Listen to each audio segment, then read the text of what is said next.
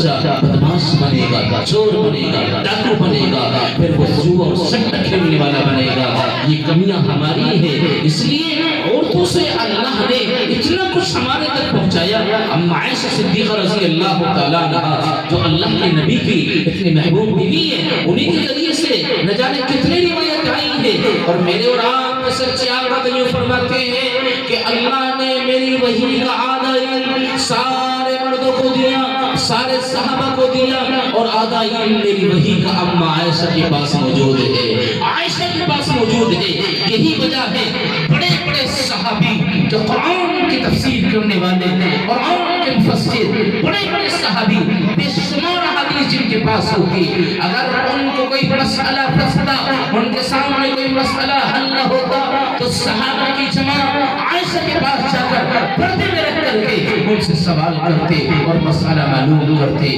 جی ہاں، انہی کے ذریعے سے اللہ نے دین کو آگے بڑھایا۔ اور آپ دیکھیں اللہ کے نبی علیہ السلام کی سب سے پہلی بیوی حضرت خدیجہ کبریٰ رضی اللہ تعالیٰ عنہا ایک عورت ذات سے تعلق رکھتی۔ سب سے پہلے وہی پیارے آقا علیہ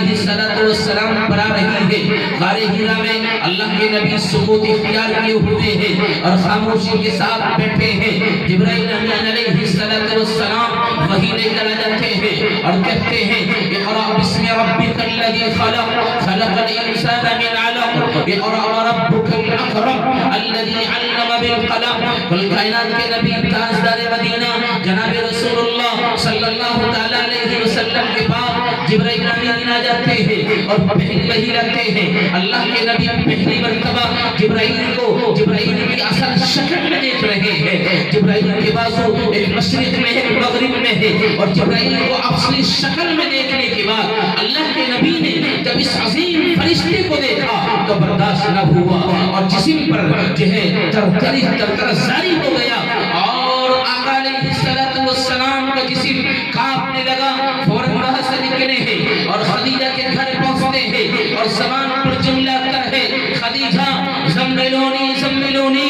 زملونی زملونی، اے خدیجہ مجھے کملی اٹھا دیجئے، میرے جسم کی کیفیت ایسی ہے شاید میں زندہ نہ رہ پاؤں، میں دنیا سے چلے جاؤں۔ جی ہاں، اسلام کی شہزادیوں اور پردہ نشین اسلامی خواتین، آپ کو یہ بات صحیح طور پر سننی پڑے گی۔ آپ ذرا دیکھیں، یہ اسلام کی پہلی وحی آ رہی ہے اور تاجدار مدینہ کو سب سے پہلے تسلی دینے والی ایک عورت تھی۔ خدیجہ نے کہا نبی اللہ آپ کو کچھ نہیں ہو سکتا ہے، آپ غریبوں کے ساتھ اچھا سلوک کرتے ہیں، آپ یتیموں کے ساتھ خیرخواہی کرتے ہیں، آپ رشتہ داروں کے ساتھ صلت بھی کرتے ہیں، یا نبی اللہ آپ کو کچھ نہیں ہو سکتا ہے۔ اور اللہ کے نبی کو ساتھ میں لیا اور ورقہ بن نوفل کے پاس پہنچ جاتی ہے، جو پرانی کتابوں کے تورات اور انجیل کے جاننے والے اور اس وقت سب سے زیادہ عمر کے، اور یوں کہا جا کر کے ورقہ بن نوفل سے ذرا دیکھیے آپ کے بھتیجے کو کیا ہوا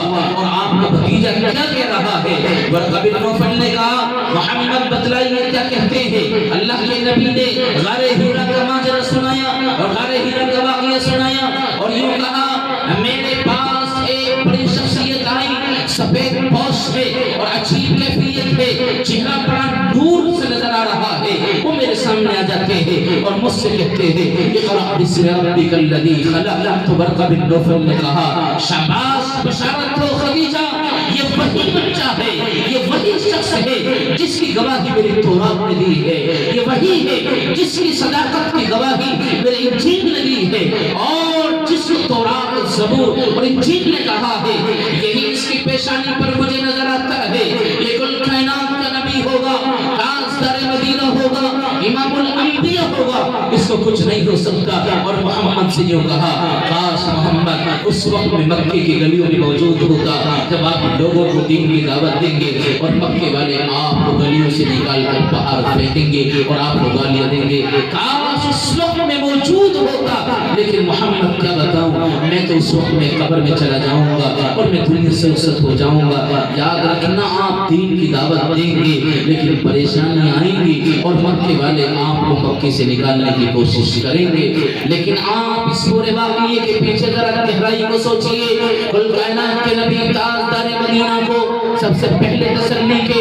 الفاظ دینے والی ایک عورت خدیجہ الکبریٰ رضی اللہ تعالیٰ عنہا، اس کے ذریعے سے جو اللہ کے نبی علیہ السلام کو تسلی ملی، کاش خدیجہ تسلی کے الفاظ نہ دیتے۔ محمد صلی اللہ علیہ وسلم کا جسم قابو میں نہیں تھا، لیکن خدیجہ الکبریٰ رضی اللہ تعالیٰ عنہا نے تسلی کے جملے کہے اور کہا محمد آپ کو کچھ نہیں ہو سکتا ہے، آپ تو دوسروں کے ساتھ صلہ رحمی، غریبوں کے ساتھ خیر خواہی، یتیموں کے سروں پر ہاتھ رکھتے ہیں اور اپنے رشتہ داروں کے ساتھ صلہ رحمی کرتے ہیں، محمد آپ کو کیا ہوگا، آپ صحیح سلامت رہیں گے۔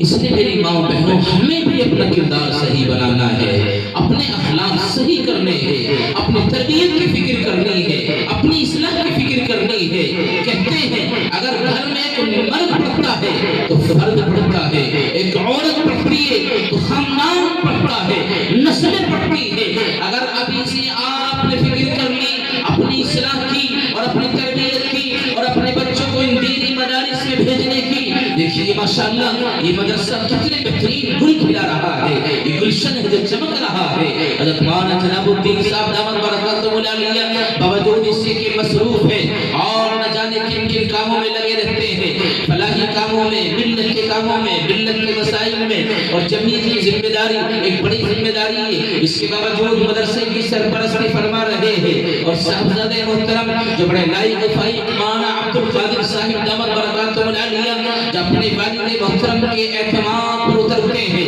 اپنے والد محترم کی باتوں پر پورا عمل کرتے ہیں اور اس جگہ پر ایک مدرسہ بنایا، اس کو چمکانے کی کوشش کری۔ یہ نونہان یہ معصوم سے بچی یہ کلیاں جن کے آنکھ سروں پر ٹوپیاں نظر آ رہی ہیں اور جن کے چہرے چمک رہے ہیں وضو کی وجہ سے، اور یہ کرتا پاجامہ ہے، اس گلی میں نور کا ماحول ہے، یہ معصوم بچے نکلتے ہیں، یہ کہاں سے آ رہا ہے؟ انہی مدارس سے، انہی مدارس سے، انہی مکاتب سے یہ سب کچھ آ رہا ہے۔ اگر آپ نے فکر کر لی اپنے نونہان بچوں کو بھیجنے کی تو عقائد محفوظ ہو جائیں گے، ان کا دین محفوظ ہو جائے گا، ایمان محفوظ ہو جائے گا۔ نہیں تو اچھی طرح یاد رکھنا، اگر ہم نے اس طرح کے اسکول کالجز کا سہارا لیا، اپنے معصوم سے بچے اور بچیوں کو بھیجا، تو شاید ایمان محفوظ نہ رہے، دین محفوظ نہ رہے، ایمان محفوظ نہ رہے، دین محفوظ نہ رہے اور عقیدہ محفوظ نہ رہے۔ آج ایسے ایسے کالجز چل رہے ہیں اور ایسے ایسے اسکول چل رہے ہیں جہاں ہماری بچیوں کے ایمان پر ڈالا جا رہا ہے، ہمارے بچیوں کے عقیدے کو خراب کیا جا رہا ہے، اور ہم یہ سوچ رہے ہیں کہ ہماری بچیاں بہترین اسکول میں جا رہی ہیں۔ نہیں، آپ اگر اپنے بچوں کی اصلاح چاہتے ہیں، آپ اپنے بچوں کی تربیت چاہتے ہیں، تو انہی مکتبوں کا سہارا لیجئے، انہی مکاتب کا سہارا لیجئے۔ یقیناً اس مدرسے کے پیچھے، اس مکتب کے پیچھے جہاں قربانی مولانا عبد القادر صاحب کی ہے، جہاں قربانی حضرت مولانا جناب الدین صاحب کی ہے، میں دعوے اور یقین کے ساتھ یہ بات کہہ سکتا ہوں کہ یقیناً ان کی اہلیہ محترمہ یعنی مولانا عبد القادر کی والدہ محترمہ کی بھی ہوگی۔ میں نے کہا نا، ایک بڑے آدمی کے پیچھے اگر ہاتھ ہوتا ہے تو عورت کا ہوتا ہے۔ اللہ نے اتنی صلاحیتوں سے عورت کو نوازا ہے،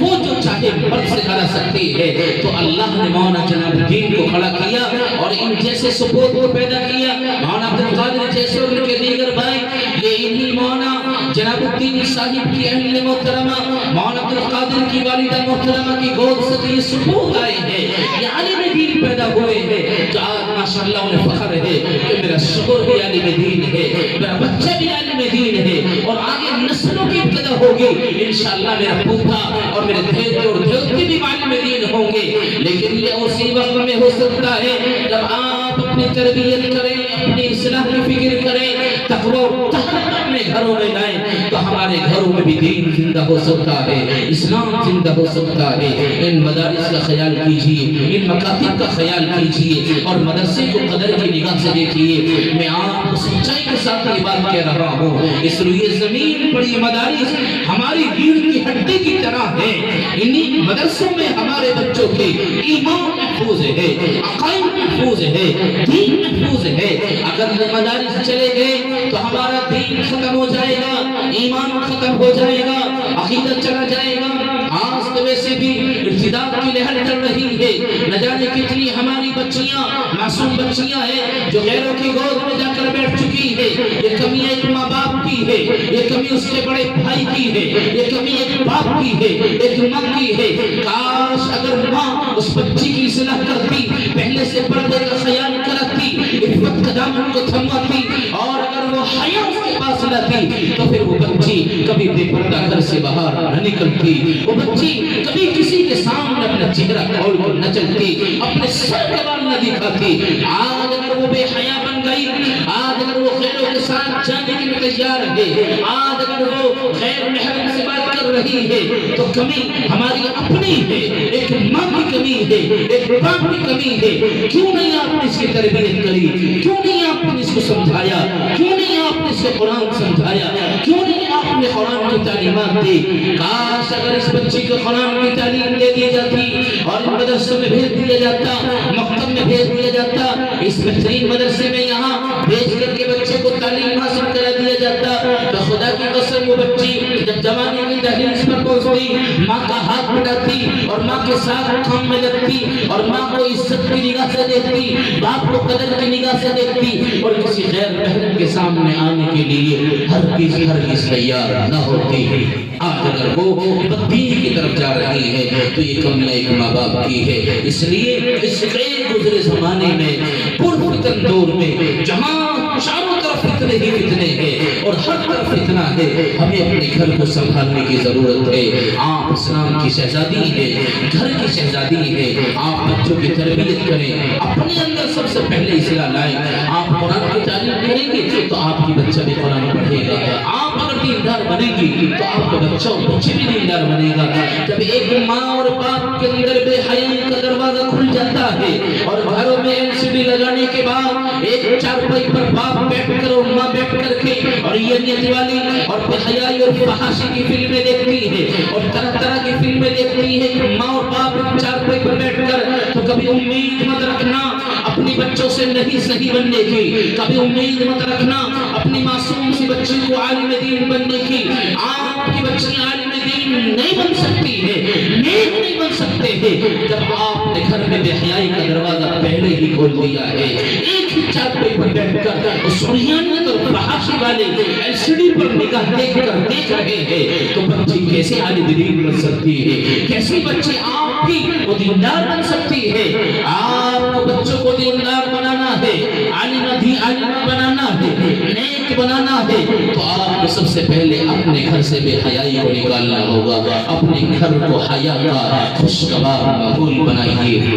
اپنے گھر کو حیا کا چمن بنائیے۔ پھر دیکھیے اس گلشن میں کیسے کیسے معصوم بچے پیدا ہوں گے اور وہ بچے آئیں گے انشاءاللہ، پھر عالم دین بھی بنیں گے، عالمہ بھی بنیں گے، اور ماں باپ کو قدر کی نگاہ سے، عزت کی نگاہ سے دیکھیں گے اور ماں باپ کو اچھی طرح سے خدمت کریں گے۔ اس لیے میری ماں و بہنوں، آج آپ یہاں وقت نکال کر آئی ہیں، بہت قابل مبارکباد ہے، آپ بہت قابل مبارکباد ہے کہ آپ کو دعوت دی۔ ماشاءاللہ مولانا جناب الدین صاحب نے دعوت کا پیغام پہنچایا ہے، صاحبزادے نے دعوت کا پیغام پہنچایا ہے، اسی طرح سے مولانا عبدالقادر کی والدہ محترمہ نے یقیناً آپ کے گھروں میں پیغام پہنچایا ہوگا۔ آپ ان کی دعوت پر آئی ہیں تو یہاں سے کچھ لے کر جائیے۔ بڑا پرفتن دور چل رہا ہے، بہت گئے گزرا زمانہ چل رہا ہے، اس پرفتن دور میں اپنے ایمان کو بچا لیجئے، ایمان کی حفاظت کیجئے اور اپنے عقیدے کو محفوظ کر لیجئے، اپنی بچیوں کا خیال کیجئے، بچوں کا خیال کیجئے، بالخصوص جو بچیاں جو جوانی کی دہلیز پر ہے، وہ بچے جو جوانی کی دہلیز پر ہے، ان کے ایمان کی فکر کیجئے، ایمان کی فکر کیجئے۔ آج ایمان پر ہمارے ڈاکے ڈالے جا رہے ہیں اور ایمان کو سن کرنے کی کوشش ہو رہی ہے۔ ہمارے بچوں کے لیے گھروں کی طرف سے نہ جانے کس طرح کی پلاننگ اور کیسے منصوبہ بندی میں کیا آپ کے سامنے عرض کروں، وقت بھی نہیں ہے اور میں کھل کر بھی نام کے سامنے یہ بات نہیں کہہ سکتا ہوں، لیکن میں آپ کو یہ بات ضرور کہہ رہا ہوں، توجہ کے ساتھ سننا، دل کے کانوں سے سننا۔ آپ کی بچی بچیوں کے ایمان کو سلب کرنے کے لیے، آپ کی بچیوں کے ایمان کو ختم کرنے کے لیے، ڈاکہ ڈالنے کے لیے، ایمان کو ختم کرانے کے لیے نہ جانے کیا کیا پلاننگ تیار ہو چکی ہے، اور کیسی کیسی ان کے سامنے ادائیں پیش کی جا رہی ہیں۔ کہیں ان کو لالچ دیا جا رہا ہے، کہیں ان کو مال اور دولت دیا جا رہا ہے، اور کہیں ان کے لیے بہترین گفٹ تیار کیے جا رہے ہیں۔ آج ہماری یہ معصوم بچیاں، اسلام کی شہزادیاں اور اسلام کی کلیاں، جن کے لیے اللہ نے عزت اور احترام